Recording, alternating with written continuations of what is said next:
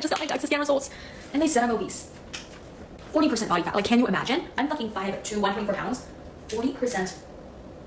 Thin, but you're not lean. Skinny, but you're not toned, and you don't have that sexy, strong, confident, lean, fit, athletic look that you really want. Probably already done the work to lose weight. In fact, you might have already lost 20 to 30 pounds. But the problem is you are stuck standing in the mirror wondering why you still feel chubby and look skinny fat. Because you can be thin, but still have too much body fat. You can be normal weight, but still have obesity. You could have dropped 30 pounds, but be in a worse place metabolically than you were when you were halfway through your weight loss journey. When you watch this video through to the end, you will learn exactly what skinny fat is, the mistakes that leave girls stuck in the skinny fat trap, and my 4-step action plan to step into your most beautiful, sexy, lean, toned, strong, and healthy body. Like, comment, and subscribe, and let's start this video. The medical term for skinny fat is normal weight obesity. This means that your body falls into the normal weight range on the BMI scale, but your body fat percentage is too high and your lean mass is too low. Therefore, you have a normal body weight, but you're actually metabolically obese. Skinny, but too much body fat. This is what so many people get wrong when they start a severe extreme calorie restriction diet or start a course of Ozempic. They focus too much on the number on the scale and not enough on strength gains, metabolic health, or body composition. So do not make that mistake. Body composition is more important than your weight. And skinny fat is not just a problem because you're going to lose all this weight, but you're still going to feel chubby and you won't automatically have the lean, fit, healthy, athletic, sexy, strong, confident physique that you want. But being skinny fat or having normal weight obesity is also metabolically bad. People with skinny fat have higher insulin resistance, more inflammation, increased risk of cardiovascular disease, and pretty much all of the same risk factors as someone with overweight and obesity. Now, why and how the frick do people get stuck being skinny fat? Number one, low muscle mass. Muscle is metabolically active tissue. Muscle burns calories at rest and it is a sink for glucose, and it also releases anti-inflammatory signaling molecules. But if you don't have enough muscle mass, you are missing out on this major opportunity to improve metabolic rate, blood sugar control, strength, and longevity. But tragically, many women lose muscle mass from extreme calorie restriction, choosing Pilates over strength training, eating too little protein, or eating too little food, period. You can see my arms, by the way. I still have a little bit of biceps, but I'm doing a 1-month Pilates challenge. I haven't been to the gym in like 2 weeks, and I'm already like noticing I'm losing strength in my arms. Usually you can tell I have a lot of definition in my shoulders, in my whatever that muscle is called, and in my bicep. I'm losing muscle mass in my arms. I'm fully aware of that, but it's because I've taken a break from the gym and I am not doing bench presses and very heavy, high intensity strength training workouts. My arms are getting fatter and they're losing muscle mass.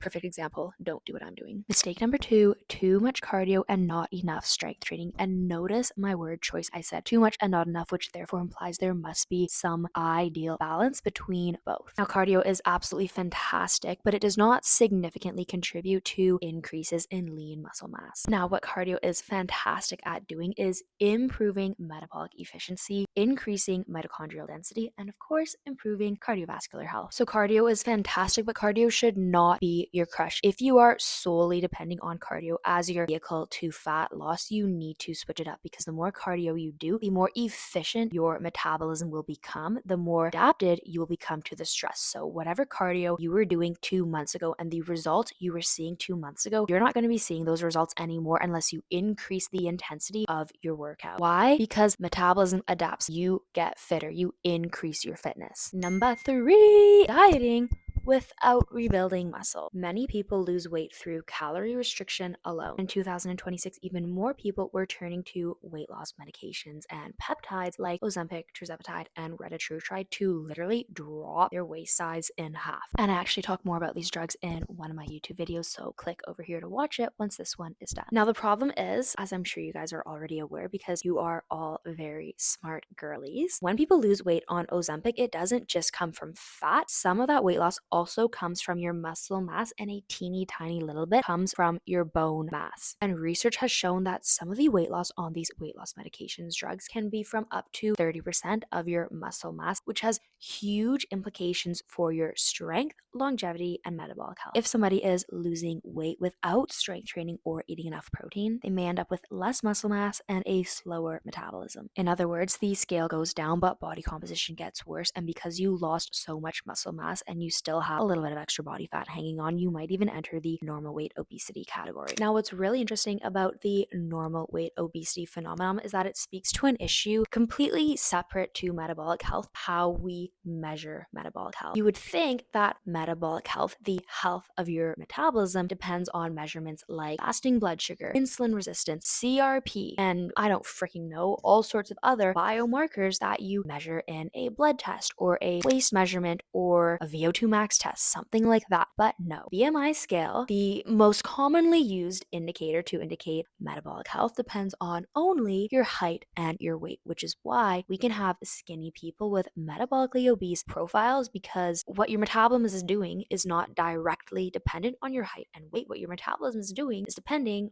on what's happening inside of your body. Specifically, BMI stands for body mass index, and it is a measure of weight in kilograms over meters squared. So I am 51 kilograms. I'm like 165 centimeters. So if I wanted to calculate my BMI, I would do 51 divided by 1.65 squared, and that would give me my BMI, my body mass index. That says nothing about whether or not I am healthy, only speaks to my weight for height. Formative, yes. It's useful, yes, but it is not the ultimate defining thing for metabolic health. Now, because there are inherent problems with the BMI scale, this means that two people can have the exact same BMI but look, feel, and perform very differently. One person could have a very low body fat and literally be a bodybuilder who is stage ready for competition, while his buddy in the stands cheering him on has the exact same BMI but is very obviously chubby, and people are wondering why the frick is he at a bodybuilding show? He's so chubby. So what does the weight on the scale tell you? It tells you how much you weigh, and that's about it. There are other markers of health that are way more important. Now, how the flip do we fix the skinny fat problem? Number one is prioritize strength training. If you want to change your body composition, you need to build muscle. If you want different results, you need to start doing things differently. Commit to 3 or 4 days per week of strength training and make it a commitment. Do not negotiate with yourself. For my glutes, I love lunges, squats, Bulgarian split squats, and reverse lunges.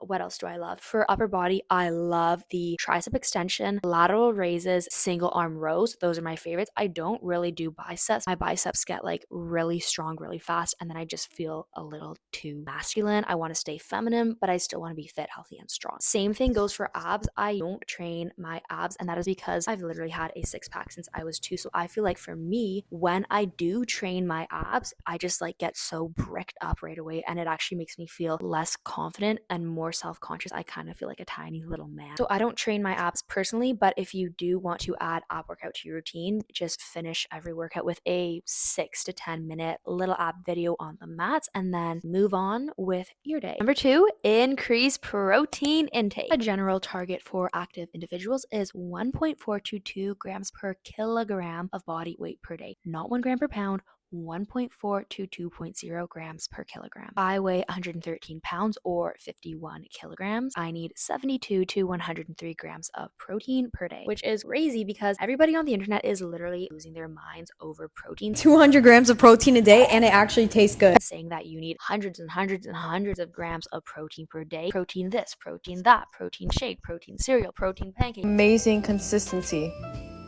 Look at that. Blah, blah, blah, blah, blah, blah, blah, blah. The world is losing their freaking minds over protein, and protein is absolutely essential, but we can reel it in a little bit. High protein molten lava cake bowl. Oh my gosh. 1.4 to 2.0 grams per kilogram, which translates to 0.6 to 0.9 grams per pound of body weight. If you are eating more and more protein all day long, probably either getting that extra protein from protein bars, protein cookies, protein ice cream, and all this BS ultra processed protein food stuff. The best place to store your protein bars. Not the fridge, nor the drawer. The best place for these bars is the trash.